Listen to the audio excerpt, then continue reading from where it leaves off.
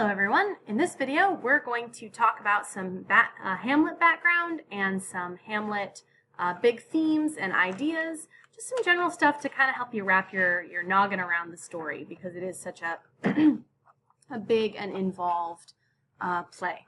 So we'll go ahead and get started. There will be two videos in this series. This one, where we talk about the background of the text, the plot of the text, and some general themes. And a second video where we'll cover some key moments from the text itself, and we'll interpret them a little bit in order to help you, again, see what interpreting Shakespeare kind of looks like. So you will want some note-taking materials, and you will want some kind of copy of Hamlet. If you still have your textbook, the play itself starts on page 2409. However, you can also find Hamlet, anywhere on the internet. But do go ahead and pull up some kind of copy of the play itself, not a summary, not the SparkNotes version or whatever, but the actual play with the actual language. So this is our boy, William Shakespeare. This is him. These are the three portraits that are thought to be the most authoritative, the most credible. This is the Cobb portrait, painted in 1610. The Chandos portrait, painted in the early 1600s, and the Droeshout portrait, painted in about 1622. Now, all of these are the same dude. These are all William Shakespeare.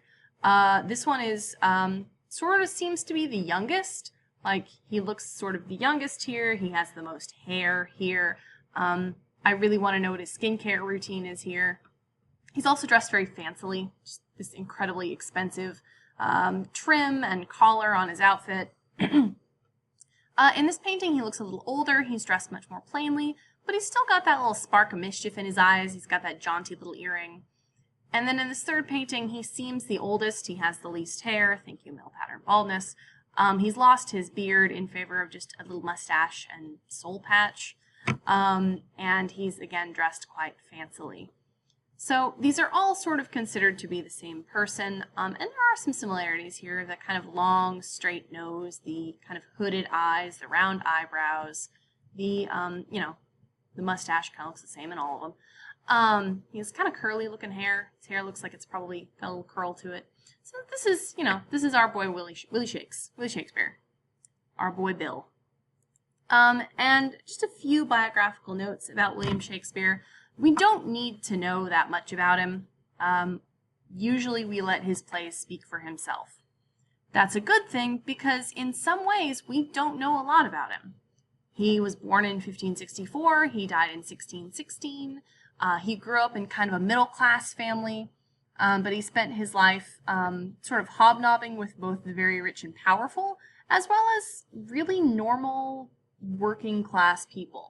You know, he was a favorite of Elizabeth I and her successor James I, but also, like, he ran a theater, which was kind of an ill-reputed career at the time. You know, he knew a lot of just average folks and a lot of fancy folks. So he had a really broad knowledge of what English society was like during his lifetime. He wrote between 36 to 39 plays, depending on who you ask, 154 sonnets, 2 long narrative poems, and then again, maybe some other stuff, depending on how we attribute things. He is pretty much the most famous writer in the English language, perhaps globally.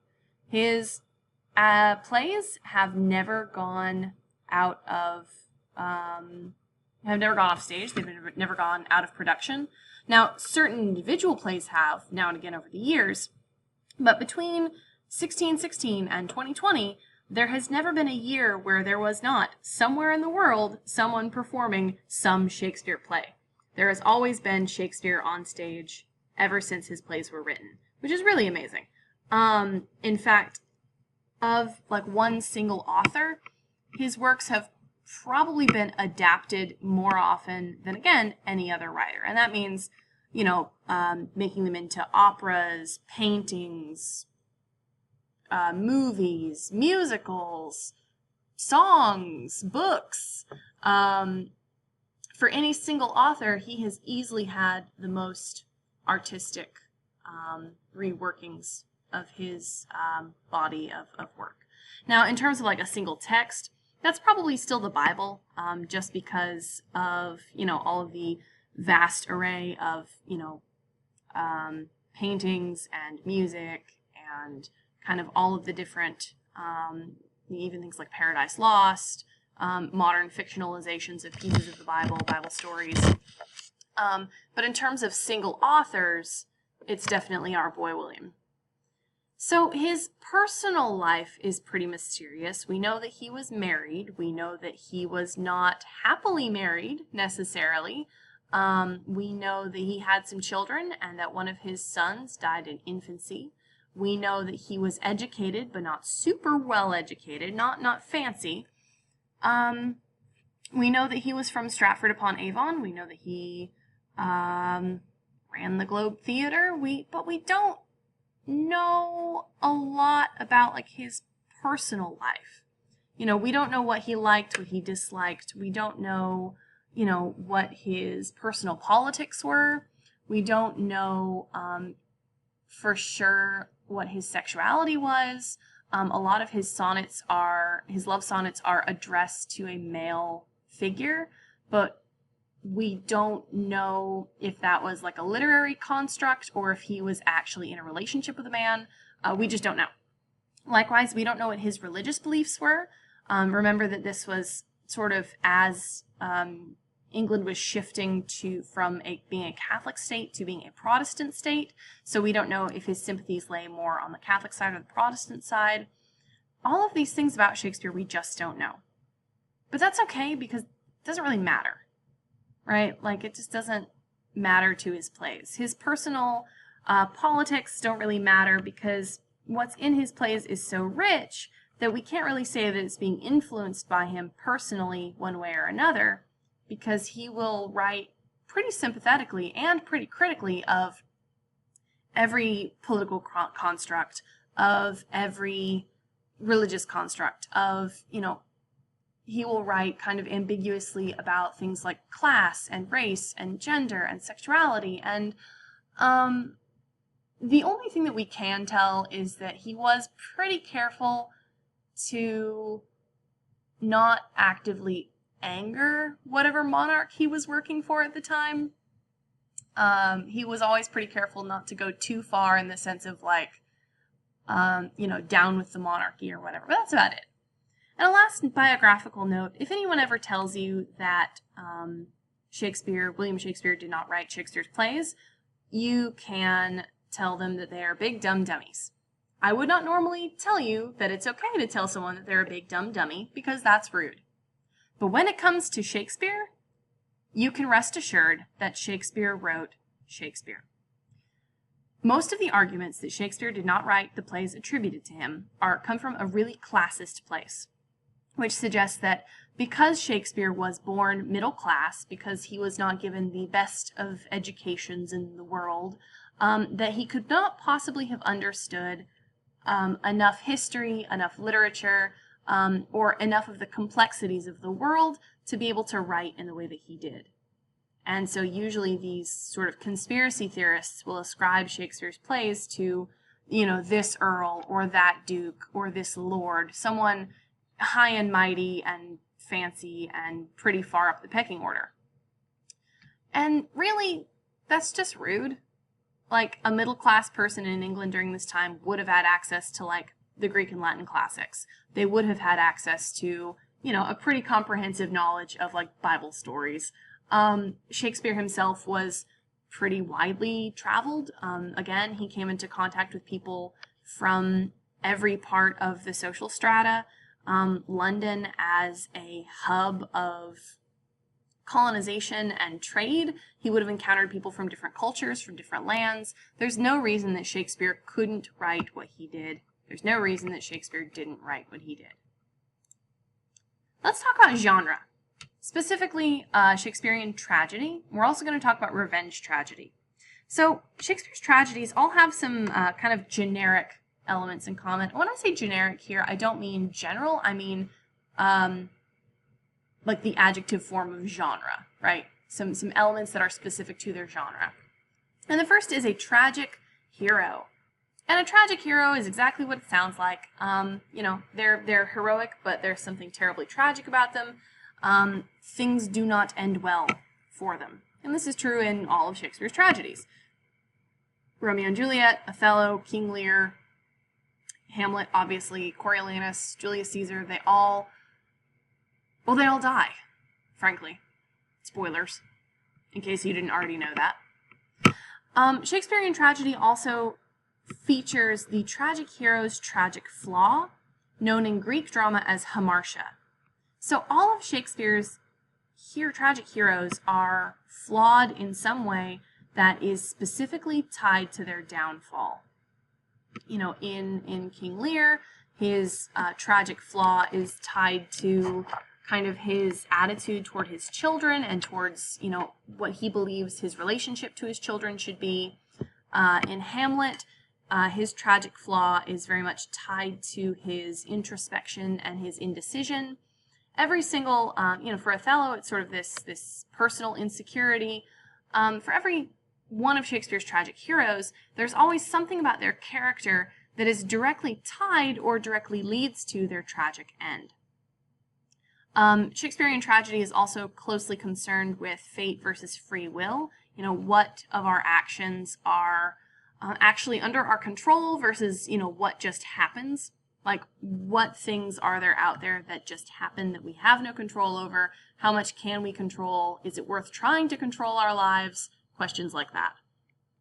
Shakespearean tragedy is also concerned with both internal and external conflicts and tensions, and we actually see this playing on multiple different levels in Hamlet. Tragic waste is another big one in Shakespeare. The deaths in Shakespearean tragedies are rarely celebrated. Characters who die are rarely held up as anything like a martyr or a hero. Shakespeare much more often makes the case that the deaths in his tragedies are wasteful, that people died for no good reason, that the people who die in his plays didn't deserve to die, or even if they did deserve to die, that their deaths don't create anything better in the world, that they're just gone, they're just lost. Very few of the deaths in Shakespeare overall are ever met with anything but this sense that it was for nothing, that their death did not bring anything good about. This genre also features miscommunications, either intentional or otherwise. So we see a lot of these intentional miscommunications in like King Lear, where Lear's daughters and like sons-in-law just kind of like lie all the time. But we also see them functioning unintentionally, like in Othello, where it's kind of like Othello and Desdemona's inability to communicate effectively with each other that ultimately leads to both their deaths. And then finally we have horrifying revenge. There's a good reason for this, we'll get to it in a second, but most of Shakespeare's tragedies involve some element of just like really grisly, horrible revenge for either a real slight or an imagined one. You know, people get their eyes poked out in King Lear. You know, people die terribly in Coriolanus. Obviously in Hamlet, just a bunch of people die surrounding, you know, Hamlet taking vengeance for his father's murder. It's a whole thing.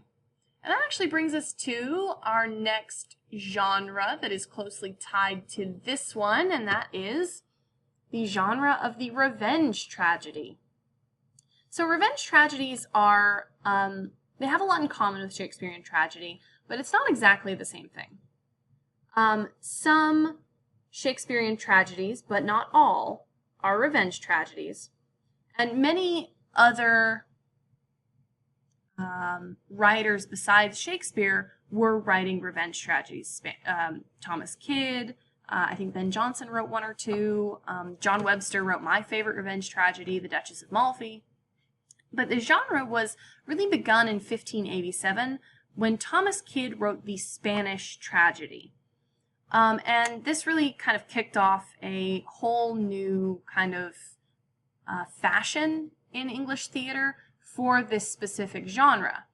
And this genre contains a lot of elements that you will also recognize in Hamlet, because Hamlet is also a revenge tragedy. So we get elements like madness. Now, when we say madness, we're not using the term in a specifically medical, like a medically pathologizing way, and we're definitely not trying to use it in like an ableist way. Because here's the thing about what we consider madness in these Renaissance era plays. We don't mean when we say this character, becomes mad or pretends to be mad. We don't mean that they are suffering a psychotic break. We don't mean that they are in the throes of a manic episode. We don't mean that they are, suffering specifically from hallucinations. We are not saying that they have a specific mental illness. Rather, madness in the sort of Renaissance era, and especially in this kind of play, is more thought of as a series of behaviors or even kind of a way of moving through the world in a way that is considered specifically irrational. And Renaissance folks might pathologize this differently than we kind of don't today. But what this really refers to is a sense that, something dreadful has happened and that has caused someone to start behaving irrationally in one way or another. Revenge tragedies also contain plays within plays. The Spanish tragedy has one. The Duchess of Malfi kind of has one. Hamlet, is centered around, a play within a play. We get vengeful ghosts or other supernatural elements. The action of Hamlet is kicked off by a ghost. We see failures of public justice all over the place. And this is that sense that, someone has been terribly wronged, someone has been murdered, someone has been mistreated. But for whatever reason, the systems of justice that are set up have failed these characters. Now, sometimes that's because of, inaction or ineptitude, or sometimes, like in the case of Hamlet, it's because the systems of justice are the systems perpetrating the violence in the first place, right? It's Claudius who kills Hamlet's father, and Claudius becomes king, therefore it is, the figurehead of justice who has done the bad thing to begin with. We also see lots of blood and guts in revenge tragedies. Specifically, revenge tragedies are known to be incredibly violent. People are getting stabbed and poisoned and set on fire and hung from a tree in the garden and just murdered and mistreated in all kinds of horrible ways. We also see, and this is a little more gentle sometimes, public versus private personas. One thing we see a lot of in revenge tragedies is this sense that the face that we show to the world is not necessarily who we really are. And a lot of this, I think, comes from the characters in revenge tragedies tend to be kind of higher class. And so there's the sense that, they have to behave a certain way in public because they have a public body and a private body. And so the sense that they have to be a different version of themselves when they are in public. And then plays like The Duchess of Malfi and Hamlet carry this even further, with the sense of if we are kind of different people in different situations, how do we know, what the truth of ourselves even is? And then finally, we see a lot of protagonists who we can't really call heroes. It's up for debate whether Hamlet is a heroic character or not. The protagonists in the Spanish tragedy are not at all heroic. They're terrible people. The Duchess of Malfi, you could argue that she has many heroic elements about her person, but I don't know if you could call her specifically heroic.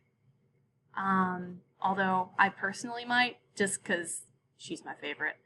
So that's just a little bit about Shakespearean tragedy and revenge tragedy. We will dig into some of these a little more specifically as we go along to Hamlet. So here's some background about Hamlet.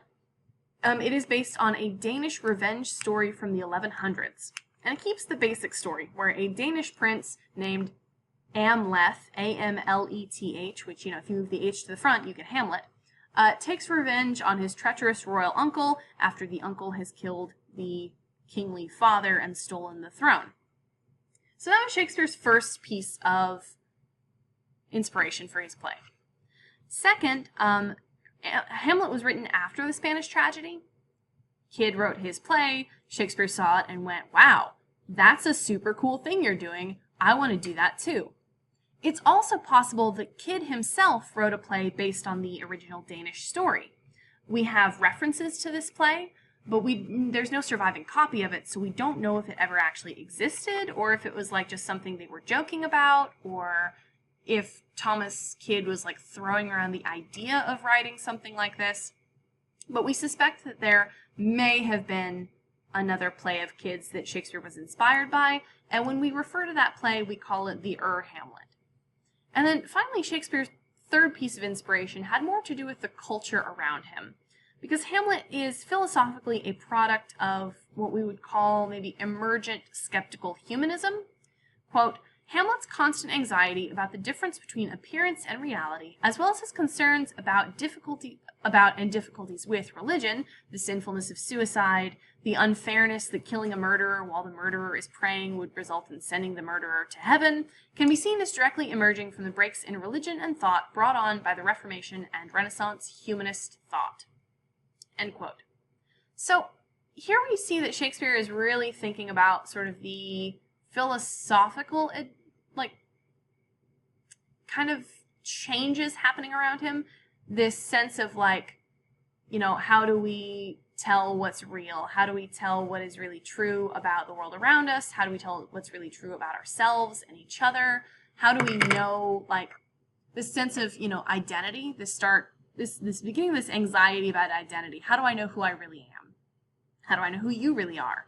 And then a lot of this kind of shifting religious discussion as well, the sense of is suicide a sin? Is suicide going to send me to hell? Because today, obviously we think about suicide as being kind of the result of a mental illness. But, in the past, we've thought about suicide as, especially during the kind of Catholic Middle Ages, they thought about suicide really as self-murder. Now we know that that's not really correct, but that was the way they thought about it. And so because they said, well, it's self-murder and murderers go to hell, then suicide will send someone to hell.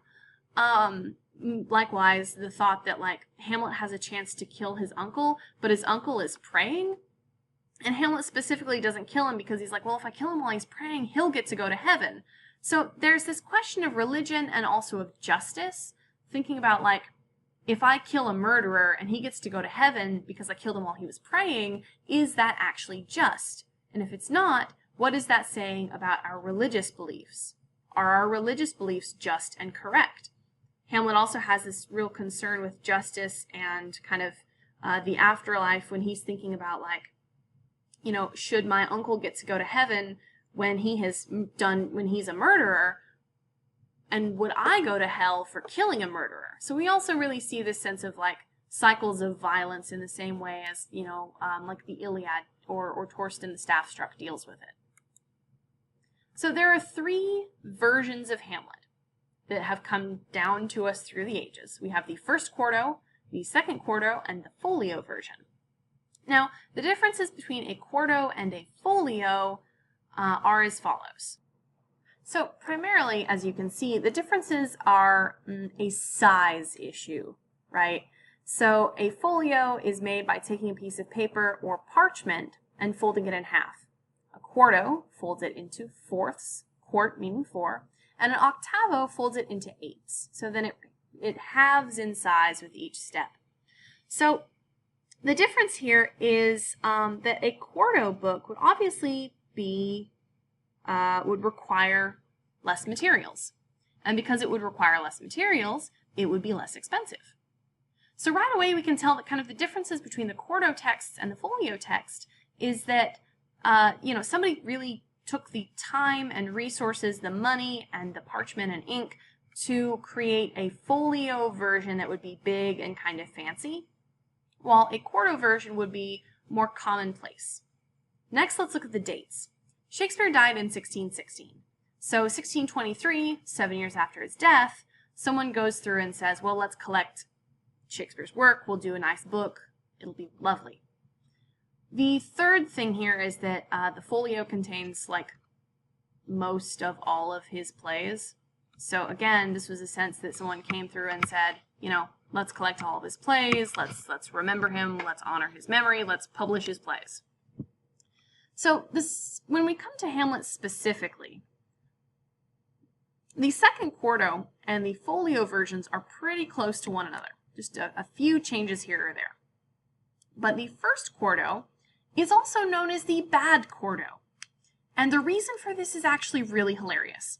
So the bad quarto, when it comes to the minor characters lines in Hamlet, is pretty accurate. But when it comes to the major characters lines, we get things like this. The first quarto version of the famous to be or not to be speech, the first two lines are as follows. To be or not to be? That's the point. To die, to sleep, is that all? Now, if you know anything of the actual text, and we'll get there in a few minutes, you know that there's a lot more between those two lines, and that those two lines aren't even, reported accurately. So what people kind of think happened here is that it was a minor actor in Shakespeare's troupe who came along and said, like, hey, I want to write down Hamlet so I don't forget this lovely play I was in, or, they wrote it down so they could sell it or whatever. And they just didn't do a very good job remembering a bunch of the lines. So when we actually read Hamlet, we are working off of kind of a combination of the second quarto and folio versions. So let's go over our characters. Here are our main characters. We have Hamlet. He's our protagonist. He is a college student and philosophical sad boy. We have Claudius, the scheming uncle. Although he is very cunning, and although he has successfully murdered his brother and stolen the throne, he's not super psychologically complicated compared to the rest of the family. Gertrude is Hamlet's mother, and I guess because she's married to his uncle, she's also his aunt by marriage. Don't think too hard about that. Most of the play she tries to avoid unpleasantness, but she also usually knows more about what's happening than she lets on. So she's a character to watch carefully. There is Polonius, the advisor to the royal family. He means well. No one can, of all of the character motivations in the story, Polonius means well. We know that, pretty much for sure. But he's also a meddlesome and verbose old windbag who gives advice that he doesn't take. So no one here is perfect. There's Laertes, Polonius' son, who is doing his best and is rightly suspicious of everyone else in the play. He's also pretty gullible. There is Ophelia, Polonius' daughter, Hamlet's on-again, off-again girlfriend, and our tragic heroine. She also may not be as simple as she seems at first glance. We have Horatio, Hamlet's best friend, who is trying his best.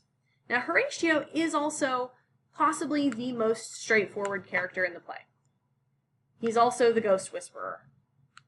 We have Rosencrantz and Guildenstern, who are interchangeable and irreplaceable courtiers, drinking buddies of Hamlet, hired by Claudius first to spy on the prince and then to off the prince while they're away at college together. They have their own play written by Tom Stoppard. It's called Rosencrantz and Guildenstern Are Dead. It's really, really funny, and it got made into a movie that is equally funny. I recommend you seek it out if you have an inclination to do so. Also, we have the ghost. He's a ghost. He's the ghost of Hamlet's father, and for some reason, he doesn't seem to be a super cheerful kind of guy. There are also some other characters in this play who have names. The only one worth mentioning is Fortinbras, the Norwegian prince who, is sort of one of the only ones left standing at the end of the play. Nobody else really matters. Nobody else is worth naming. It's fine. There's Yorick. He's a skull. That's about it. Let's talk about our plot real quick. So, Hamlet comes home from college, encounters the ghost of his murdered dad, who tells him that he was murdered by Claudius so that old Claudius could take the throne and marry Gertrude. Hamlet vows to revenge his father, but because he's so philosophical and introspective, he doesn't immediately act, but sinks into melancholy and potential madness. And it's up for interpretation how mad he actually is versus how pretending to be mad and scheming. People tend to let their guard down if they think that you are not in possession of your own faculties. Claude and Gertrude hire two of Hamlet's college buddies, Rosencrantz and Guildenstern, to keep an eye on the boy, while Polonius tells Claudius that Hamlet is probably just crazy because he's so in love with Ophelia. But when Claudius goes to spy on the pair, Hamlet acts all crazy and tells Ophelia he doesn't love her. That's the famous "get thee to a nunnery" line. She's heartbroken, but it's hard to tell how honest he's being. We're not sure if he is genuinely telling her he doesn't love her, or if he's putting on an act to throw Claudius off his scent, or if he's putting on an act to throw Polonius off of his scent, or if Hamlet is actually a little bit unhinged at this point. Hamlet hires some local actors to put on a play that exactly matches the way that Claudius killed Hamlet's father in an attempt to rock Claudius into reacting in a way that will prove he was the murderer. He reacts, and Horatio agrees with our boy Hamlet that that is proof of guilt.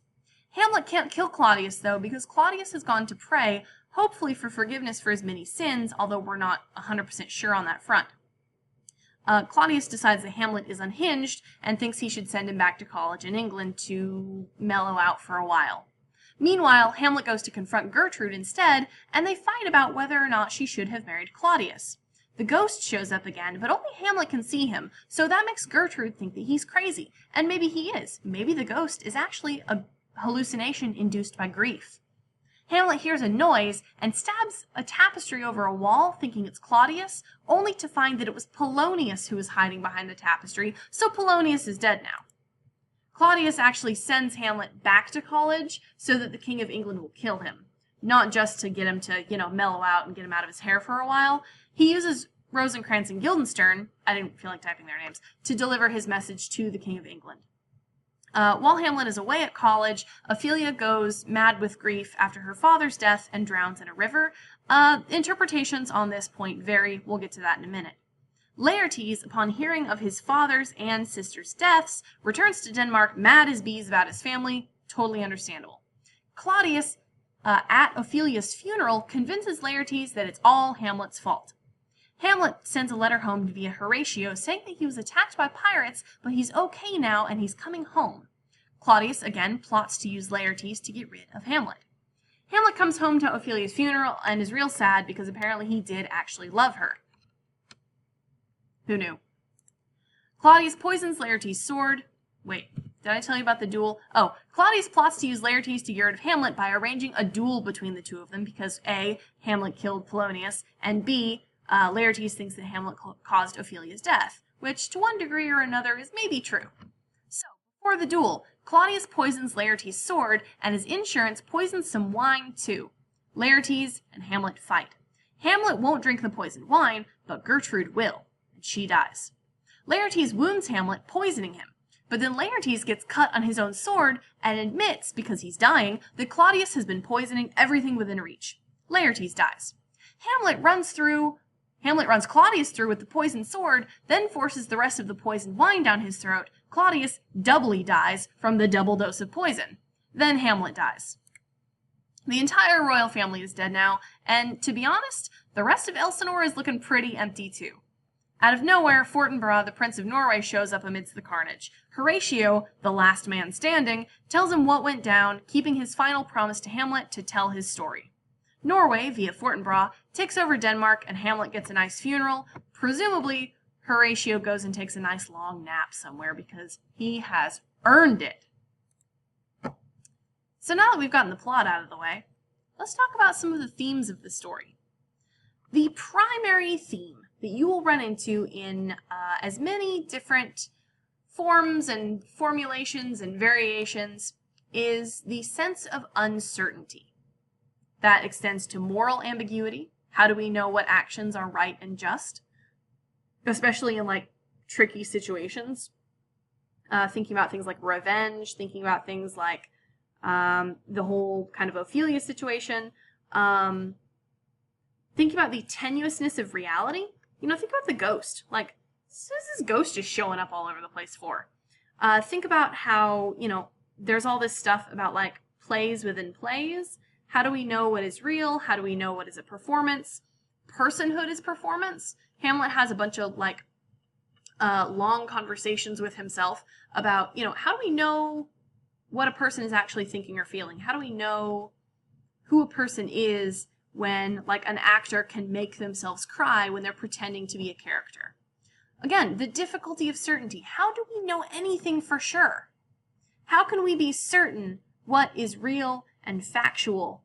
Also thinking about personhood as performance, surveillance comes up all the time. People are always watching each other.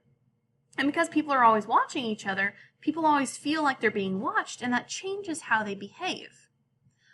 Themes of honor, revenge, and justice, again tied to moral ambiguity. How do we know what is the just action to take, especially in terms of revenge, cycles of violence? And not only thinking about justice in terms of, cycles of violence, but also thinking about, national identity and legacy. We think about gender and power. We have two named female characters in the play, Ophelia and Gertrude. Both of them die, and both of them are in positions where they don't seem to have a lot of kind of literal power, but it's important to look for the places where they do have power. They are complicated characters. Shakespeare wants us to know that. And then again, this sense of existentialism, like what does life mean? What's the meaning of life? How do we create meaning in what seems to be an absurd world? How do we create meaning for ourselves? What do our lives mean when the world seems so uncertain? This is the big question for the entire play for us. And this is actually the topic of your discussion post. Which character in Hamlet is the most heroic? Is Hamlet heroic? He's really wishy-washy. He doesn't take action. And when he does, it's like to do really rash things like stab Polonius. Claudius isn't a hero. He's the villain of the story. Polonius doesn't seem very heroic. Laertes, maybe, but he's also so gullible and like revenge-driven. Ophelia, maybe? She does her best and then she dies. Gertrude has a lot to answer for. Like, who is the most heroic person here? How do we judge heroism when all of the characters are so deeply morally ambiguous people? How do we judge heroism in a world where everyone is complicated, where everyone is hurting, where everyone is hurting each other? How do we define heroism when we're not talking about an easy checklist like in Beowulf? In stories like Beowulf and stories like the Iliad, we get these, larger than life superheroic characters. And I mean superheroic, literally. They are superhero. They are above even heroes. Because, like in Beowulf, all it takes to be heroic is to sort of keep to the heroic code. Kind of knowing your place in society, serving your lord faithfully, treating your underlings well, being generous, being, honest and keeping your word, being physically brave and powerful. That's kind of all it takes to be a hero. But in the world of Hamlet, what does it mean to be a hero? We're going to keep coming back to this question, and I want you to keep coming back to it as well. So, one thing to note as we read, pay close attention to when Shakespeare uses verse and when he uses prose. Remember that verse is the traditional form here, and breaks from that verse are always meaningful. And oftentimes, characters will use prose when they want to be especially straightforward. Hamlet switches into prose when he is talking to the traveling actors. So again, they would be sort of a lower social class, so he kind of shifts into a simpler form of language. But then Ophelia, when she has presumably gone mad, also switches to speaking in prose, which may indicate that she is being more honest in those moments than she was being kind of ever before in the play. So pay attention to where we see prose and where we see verse. Again, if verse is considered fanciful, prose could be considered more serious or grounded. And when you're watching a play, your ear can hear the difference between verse and prose. They just have different cadences. And also we can see it on the page. Verse will kind of stop at the end of the line. Prose will stretch all the way across the page. So let's look at some examples of these big themes. Let's look at the characters. No one is really behaving sincerely. No one is really acting as they are. Everyone is kind of misleading each other deliberately. You know, they're feigning madness, they're plotting and scheming and keeping other characters in the dark. They're keeping themselves in the dark. They're all spying on each other. Like, you know, Claudius is scheming, Polonius is scheming, Rosencrantz and Guildenstern are scheming, Hamlet's scheming, Ophelia is scheming, Gertrude is scheming, Hamlet's scheming, even the ghost is scheming. So everyone has some kind of stakes in this game. Everyone has some kind of ulterior motive. You know, for Polonius, it's advancements for his children. For Rosencrantz and Guildenstern, it's, I guess, doing whatever Claudius tells them to do. But everybody has some kind of cross-purpose at some point in the play. And again, that makes it very difficult for the characters to trust each other. That also makes it difficult for the characters to display a unified and coherent sense of self. Because they are kind of behaving differently depending on what situation they're in. And this again is sort of tied to that revenge tragedy sense of that public and private persona that's split, especially because all of these people are noble characters. They're of high classes, royal families. We see kind of what this split between public persona and private reality can do to a person's psyche. Because they are all kind of scheming and presenting kind of different faces to the world and to each other than maybe they have to their private selves, we can see how they're kind of creating rifts in their psyches. Think about what happens to Ophelia, you know, when she is spurned by Hamlet. Think about what happens to Gertrude after she and Hamlet argue in Act 3.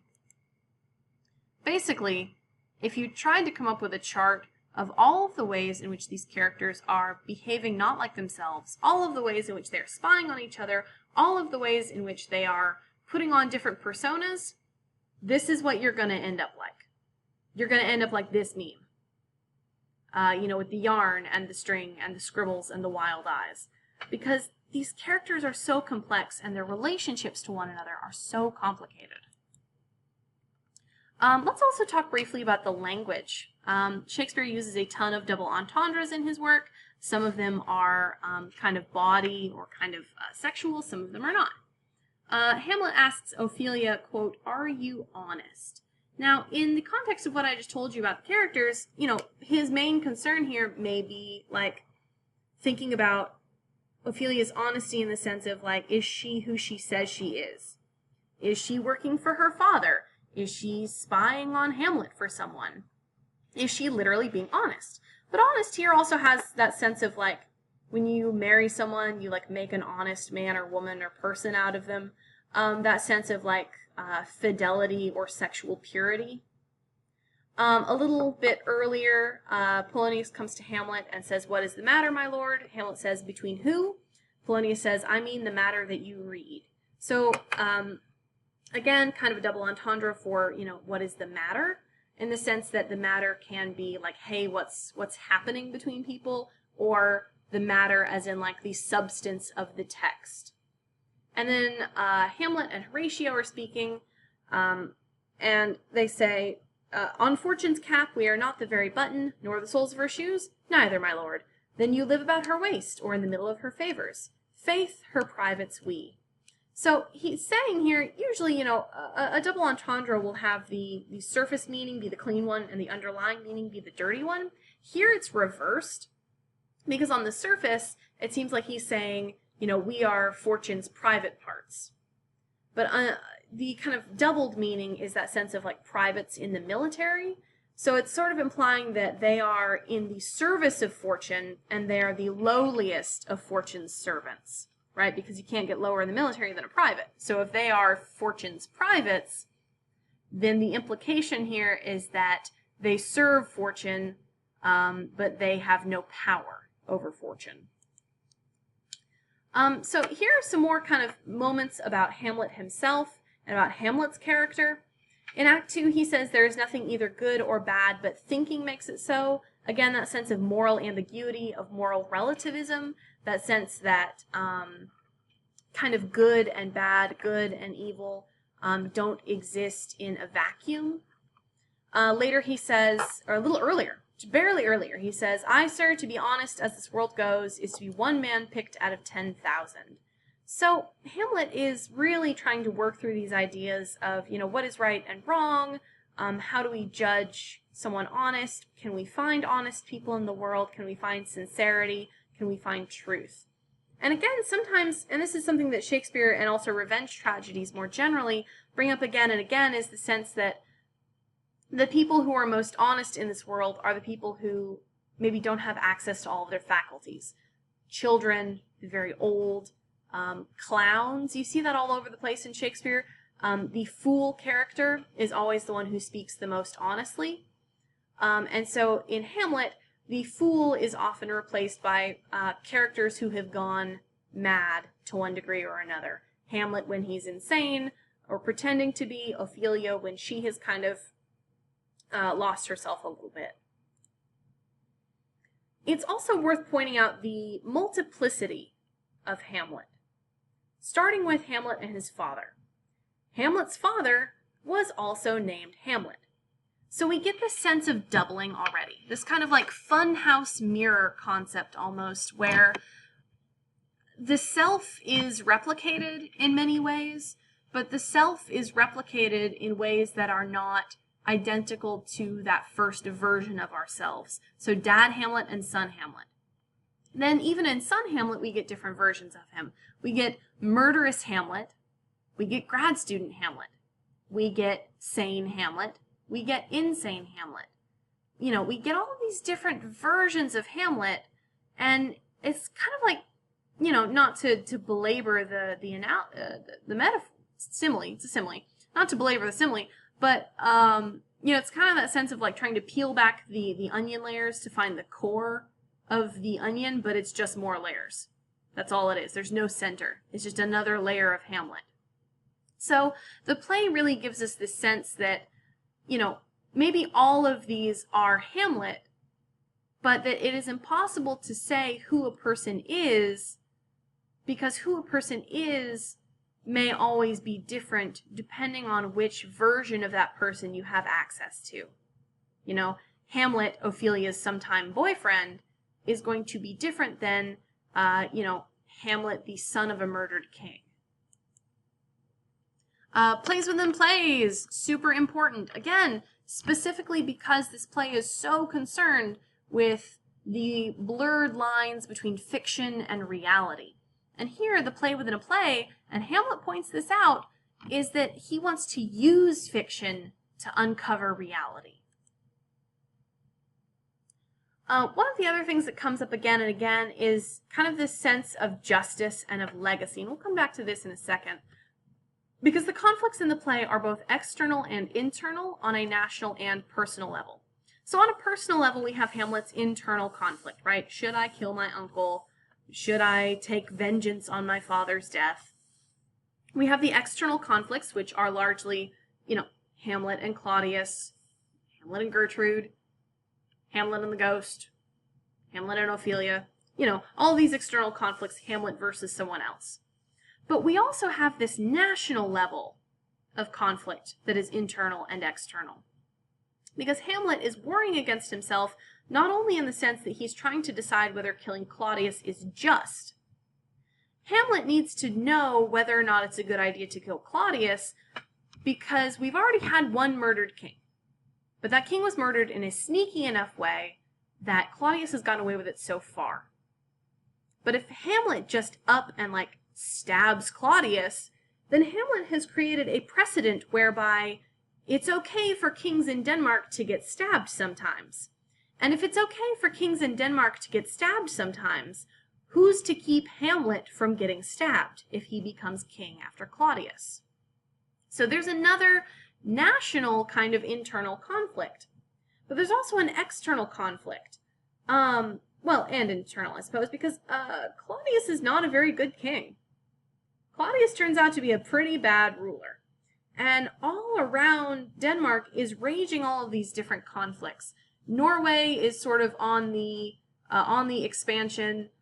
We see at one point Norway marching off to war with Poland. And so we also get this conflict about like how we deal with power, who makes a good ruler, what does a good ruler look like, what does it take to be a just ruler, and also like when is war okay? That's not a big theme you'll pick up on in the text, but again, that sense of like tragic waste comes up in the text some, and we'll look at that in a minute. But here's just a quick example about like Claudius's ability to rule. Hamlet calls him a king of shreds and patches, and that sort of implies a couple of things, that maybe physically he doesn't seem very kingly, but also that, you know, shreds and patches implies that he's sort of a patchy king, that he's not really good at kind of holding the country together cohesively, that he kind of rules in just little bits and drips and drabs and is just not good at creating a cohesive nation. So that's it for this first video. Join me in the second video to go over some key scenes from the text.